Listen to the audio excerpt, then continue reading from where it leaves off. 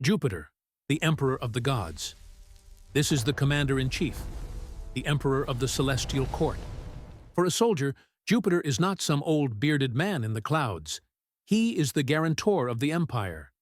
He is the law, the order, and the power that gives us the right to conquer. His full name, the name a soldier respects, is Jupiter Optimus Maximus, the best and the greatest. It is not a compliment, it is his job description. He was not a god you prayed to for personal matters. He was the god of the state. You took an oath in his name. The Republic signed a treaty in his name. Disrespecting Jupiter was not personal heresy, it was treason against Rome. He, his wife Juno, and his daughter Minerva formed the Capitoline Triad, the board of directors that lived on Rome's most important hill. But make no mistake, he was the undisputed boss. He was the god of the sky, yes, the Thunder Man. But his thunder was not a whim, it was a sign. An augur, a priest, would read the sky to see if Jupiter approved or disapproved of a battle. If the sacred birds would not eat before a fight, it was a sign from Jupiter, and a foolish general was one who ignored it. And here is the most important part for a man of ambition: the triumph. When a victorious general paraded through Rome, his face painted blood red, he wasn't just celebrating. He was, for a single day, personifying Jupiter himself. He was borrowing the divine power of the god. It was the highest honor a mortal could achieve. Jupiter was not just a god to pray to. He was the ideal of power, law, and victory that every true Roman looked to. Juno, the matron of Rome. If Jupiter was the emperor, Juno was the first lady. The Augusta of the heavens. But don't think of her just as the jealous wife. That's a Greek story. For us soldiers, Juno was an institution. She was the protector of Rome itself. She was the goddess of marriage, childbirth, of family. For a common citizen, it was she who ensured that your bloodline continued, that your name would not die. She was the protector of Roman women, the matron who kept the house in order. In an empire that depended on stable families to create future legionaries and citizens, this was one of the most important jobs of the state. But she had a side that a soldier respected even more.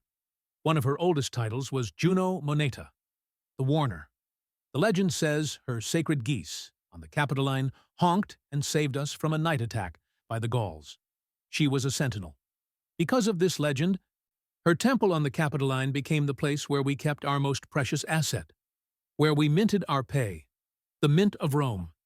Yes, your pay, your denarius, was minted under the protection of Jupiter's wife. The word moneta became our word for money.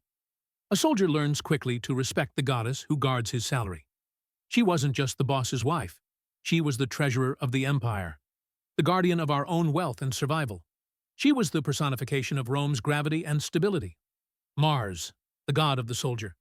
Now let's talk about the only god who really matters in the mud and the blood. Jupiter is the general who gives the orders from Rome. Mars is the sergeant who fights and bleeds with you on the front line. To the Greeks, their god, Ares, was a bloodthirsty lunatic, a butcher. Our Mars, he is a soldier. He is the virtue of war, the discipline, the courage, the virtues. He is not the god of chaos, he is the god of war as an instrument of Roman order and power. Controlled fury, channeled through the steel of the legion, and he is personal to us. He is not an imported god, he is our father. Mars, according to legend, was the one who impregnated the Vestal Rhea Silvia. He is the father of Romulus and Remus. He is the father of the founder of Rome. His blood runs in our veins. That is why we are the best warriors the world has ever seen. The center of his cult was not a fancy temple in the city. It was the Campus Martius, the training field, the place where we, legionaries, gathered before marching to war, and the place we returned to for purification. Before a battle, a general would go to the temple of Mars and shake the sacred spears, shouting, "Mars, awake!" We weren't praying for mercy. We were waking up the god of carnage so he would march with us. He was our patron, our ancestor, and our ideal. Every legionary is, first and foremost, a son of Mars. Minerva, the strategist. If Mars is the fury of battle, Minerva is the battle plan. She is the other face of war, and she is the face that every intelligent general respects most. Mars is the gladius in the enemy's chest. Minerva is the reason the army was on that field in the first place. She is the goddess of wisdom, yes, but for a soldier, she is the goddess of tactics. She is siege engineering. She is the construction of the bridge over the Rhine. She is Caesar's genius at Alesia, building 2 walls. War is not won with muscle alone. It is won with the brain. And the brain of Rome belongs to Minerva. She was the 3rd member of the Capitoline Triad, alongside Jupiter and Juno, the brain of the empire. While Mars was worshipped on the training field, Minerva was worshipped by the officers in the strategy tent and by the craftsmen who built our ballistae and catapults. Victory depends as much on the engineer as on the legionary. She was also the goddess of crafts, of builders. A legionary is not just a fighter. He is a builder.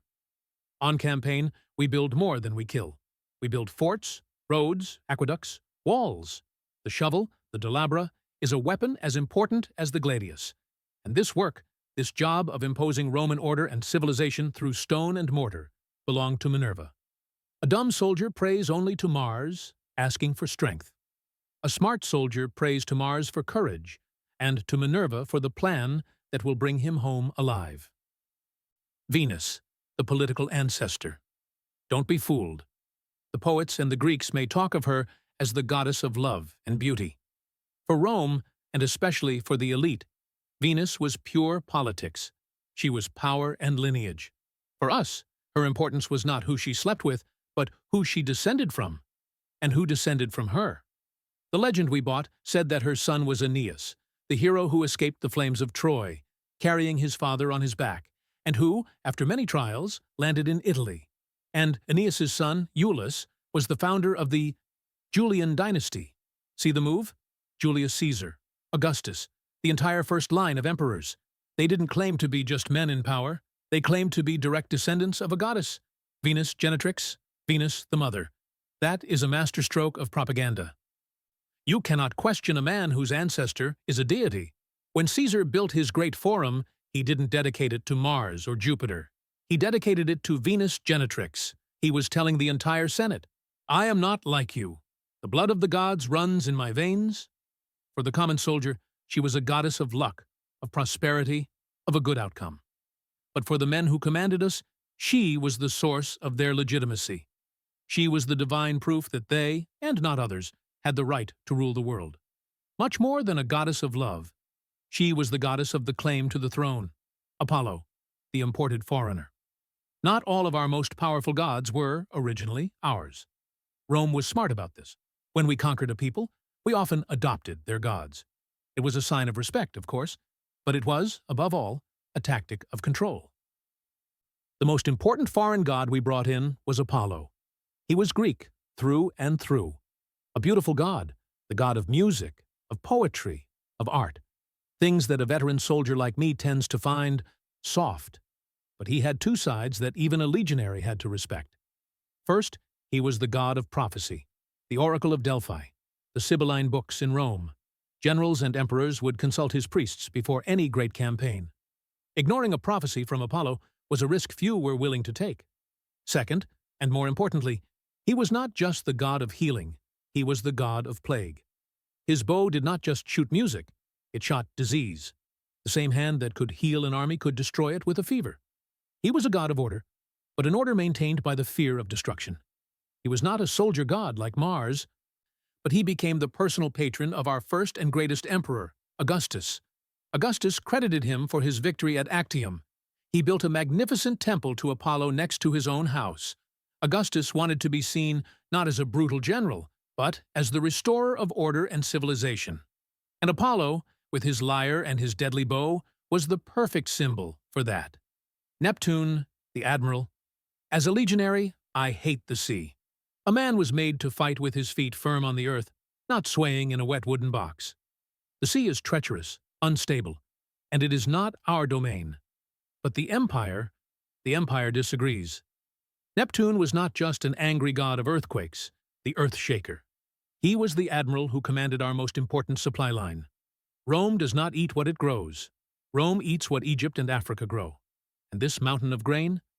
The bread that keeps the plebs of Rome quiet and obedient crosses the Mediterranean in fragile ships. If Neptune decides to get angry, the ships sink. If the ships sink, Rome starves.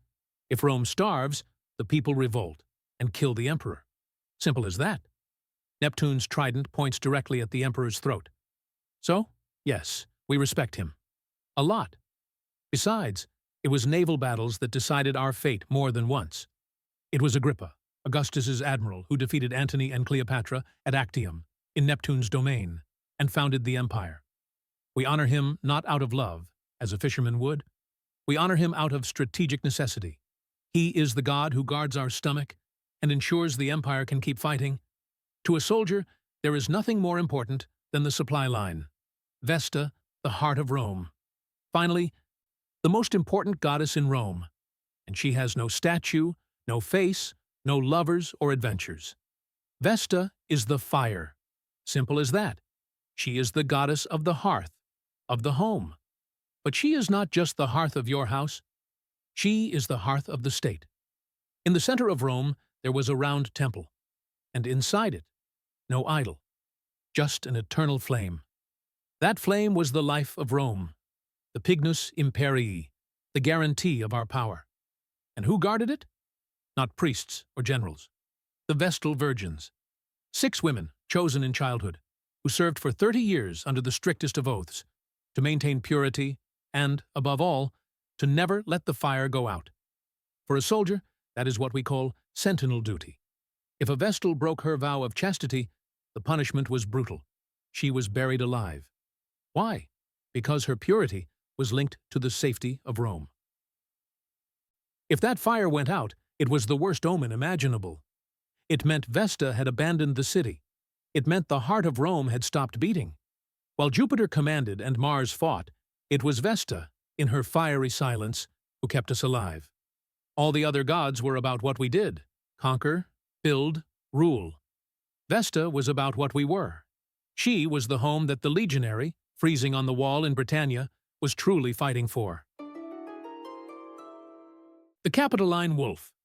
Every empire needs a good founding story, and ours begins not with an all-powerful god, but with a hungry animal. The legend is simple.